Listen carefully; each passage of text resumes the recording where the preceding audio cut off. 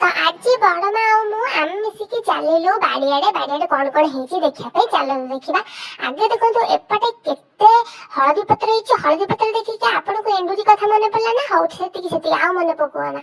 तापर देखो एठी होइछि काकुड़ी फुल हैला। काकुड़ी हेले एठो हम खाइबा समस्त नै कि। तापर एठी भेंडी होइछि। भेंडी छोटिया छोटिया होइछि सेता ताको तोळी हेला ने। एपटे जन्नी दिटा के हेइतला के धरि के पळेछि।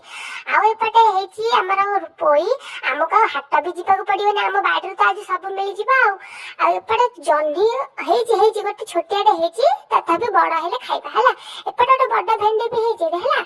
आ बाड़ी रो आसा देखि मते बहुत भोक होला। सेति पई कि मु एटी गोटे चक्क पैकेट को कच करी काटी देली। तापर खीर आनी कि सेतिरे चक्क को पकई देली।